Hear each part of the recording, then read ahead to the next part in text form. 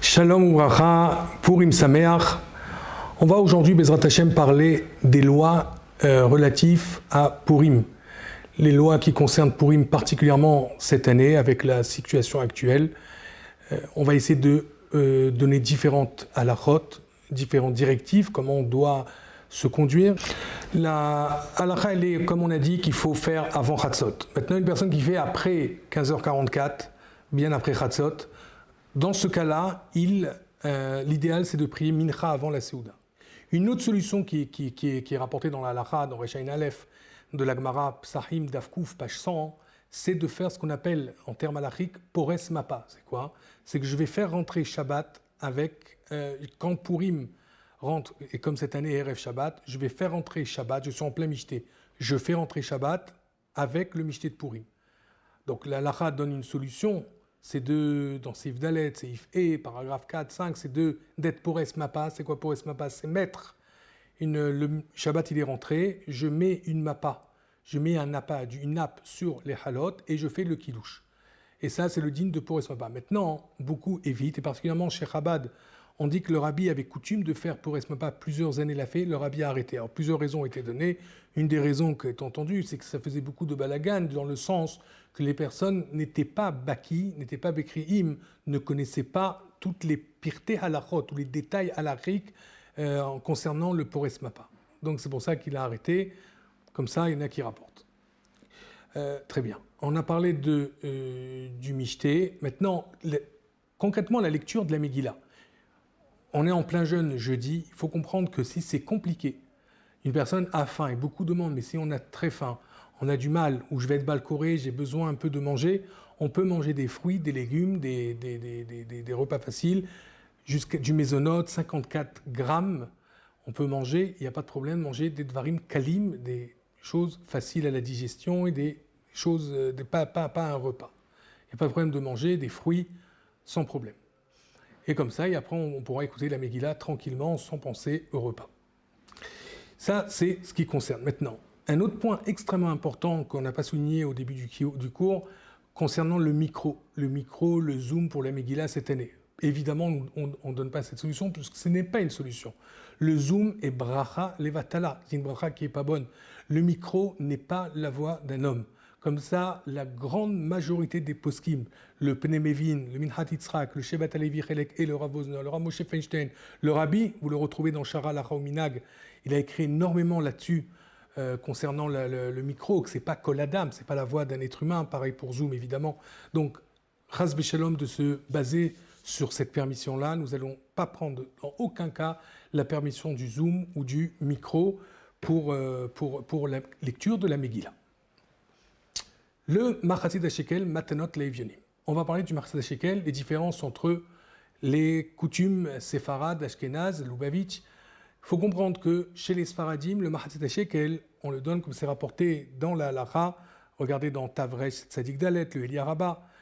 Ils disent que le Machatzit HaShekel, on fait comme le Shulchan Aruch préconise, c'est de donner comme c'était à l'époque du Bet Hamikdash, c'est-à-dire l'équivalent de 9 grammes d'argent. L'année dernière, en Israël, c'était en moyenne 20 shekels par personne. Aujourd'hui, le Machatzit HaShekel, c'est, il me semble, les 10 grammes, le lingotin de 10 grammes, mais 7, si je ne me trompe pas, 7,10 €, 7,20 €. Donc, les personnes qui veulent donner, les Sfaradim qui veulent continuer, donneront, suivent le Mechaber, le Maran, ils donneront 7,10 €. On trouve le Makor du Minag maintenant, à quel moment les donner. Mais avant de parler de quel moment les donner, pour Ashkenaz, Chabad particulièrement, comme on sait que le Rabbi a été Noeg, c'est donner 3 pièces du pays. Alors en Israël c'est simple parce que c'est 3 fois le demi-shekel, comme rapporte le Rameau. En Israël c'est très simple, c'est un demi-shekel, donc c'est 3 fois la monnaie du pays. En France il y a toute une discussion. Quoi qu'il en soit, on donnera aussi ici 3 pièces du Machatzit. Alors, encore une fois, il y en a qui disent qu'il faut mieux le changer. Je ne rentre pas dans cette discussion-là aujourd'hui. Quoi qu'il en soit, on donnera 3 pièces du pays. On donnera 3 pièces du pays. Pour le Machatzit HaShekel, pas personne. Qui doit donner le Machatzit HaShekel?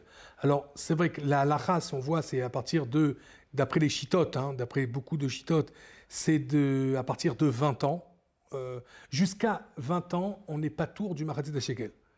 Et le papa donne pour le fils, même s'il est marié avant qu'il a l'âge de 20 ans. D'accord? Comme ça, a priori, beaucoup de chitotes rapportent.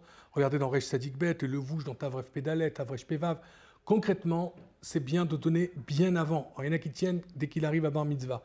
Mais l'idéal, c'est même donner avant cet âge-là. Dès que l'enfant il a un âge de chinour, même bébé petit, le papa donnera pour chaque membre de la famille. Alors, il peut donner 3 fois, comme on a dit, 3 pièces par membre de la famille. Il y a une discussion, est-ce qu'au moment où je donne le Mahatzat HaShekel, je l'ai fait une fois pour les membres de ma famille, est-ce que je dois continuer à vie ou pas? D'après des poskim, il faut continuer à vie. D'autres poskim, ça dépend de l'intention. Est-ce que tu avais l'intention de donner juste maintenant, mais pas pour les années à venir?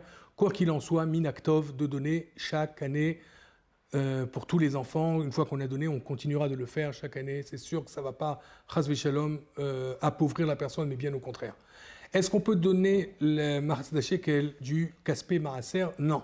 On ne peut pas donner le Mahatzat HaShekel de l'argent du Maaser, comme c'est les poskim rapportent clairement, puisque le poskim, tout ce qu'on a une obligation, qu'on rapporte Talmud dans les Talmud Torah, tout ce qu'on a une obligation de le faire de la Torah, on ne peut pas le déduire du Maaser.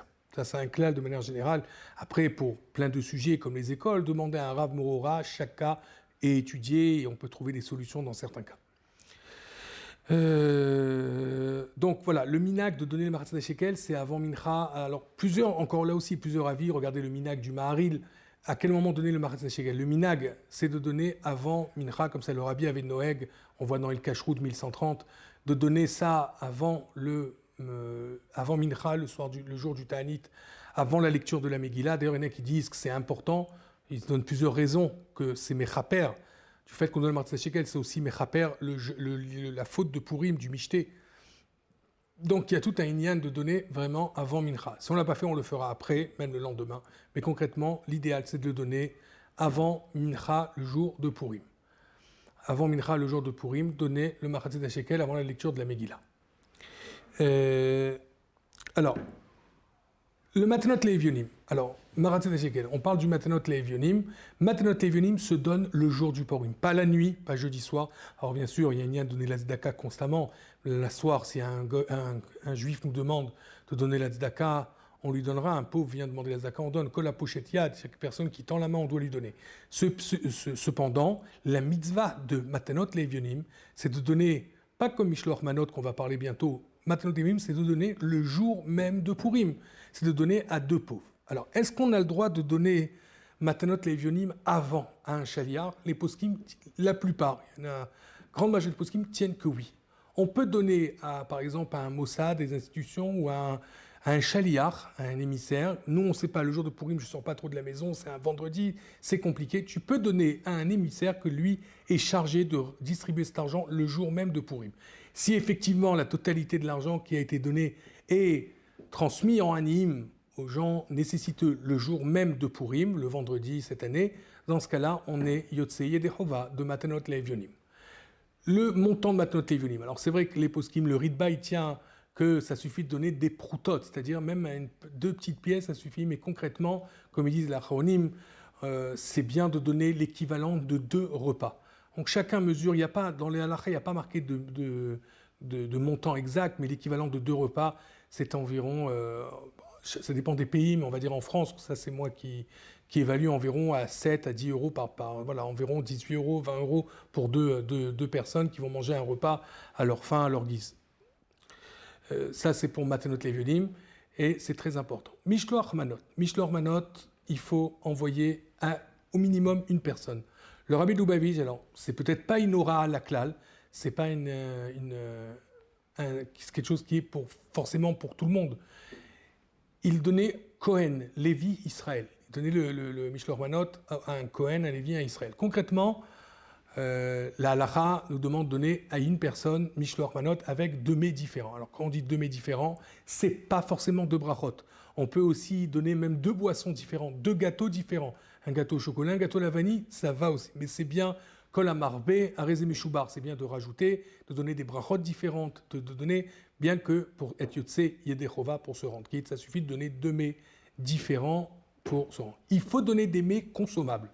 C'est important de donner des mets consommables. Si on donne par exemple un ticket restaurant, les poskim tiennent, ça ne marche pas. Il faut que ça soit comestible immédiatement. Et il faut que c'est quelque chose qui se mange tout de suite. Donc un ticket restaurant ne va pas marcher pour un mishloach manot. Ça peut être matanot levionim, on peut donner effectivement en plus de ce qu'on va donner, mais pas pour le mishloach manot. Alors, on a parlé du machatzit shekel, le havel, l'endeuillé. Alors, il y a plusieurs lois qui sont liées à l'endeuillé. L'endeuillé, normalement, ne doit pas lire la Megillah barabim. Il ne doit pas lire devant tout le monde dans une synagogue s'il est dans l'année de ses... il est dans l'année ou dans le mois de ses parents, de son frère, s'il est dans le mois.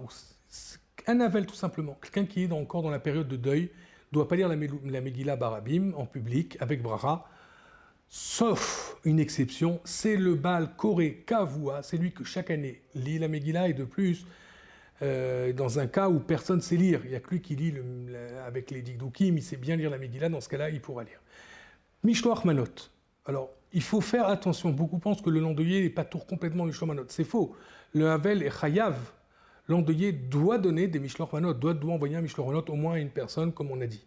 Mais, par contre, comme c'est rapporté dans la Lacha, dans Tavresh Tzadik Vav, c'est Ikvav, le Havel, on ne va pas lui envoyer de Mishloach Manot. On ne doit pas envoyer à un endeuillé des Mishloach Manot. Si maintenant on l'a fait, on a oublié ce qui peut arriver, hein. On a oublié, on a voulu faire plaisir, on ne connaissait pas cette Lacha, on n'a pas écouté le cours. Dans ces cas-là, l'endeuillé reçoit. Le Mishloach Manot ne doit pas faire honte à la personne qui l'a envoyé, il va le recevoir. Mais les Khatrila, a priori, on ne doit pas lui envoyer. Je reviens à Mishloach Manot, on peut envoyer aussi, comme c'est rapporté dans Tavresh Tzadik et Seif et ou Chet, Seif Katan Chet, un enfant, on peut envoyer comme chaliar, comme émissaire, un enfant.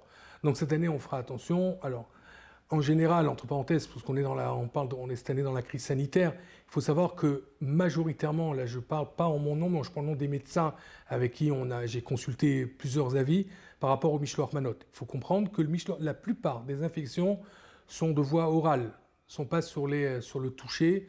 Donc il ne faut pas avoir peur plus que ça par rapport au Mishloach Manot. On peut au maximum le poser, une personne elle le prend après. C'est surtout faire attention aux distanciations. Quand on parle, le port du masque n'est pas forcément, comme on dit en hébreu, à la mishtahim. Ça reste pas c'est pas les infections majoritairement, hein, en grande majorité, ils sont pas sur le toucher des objets qu'on va transmettre.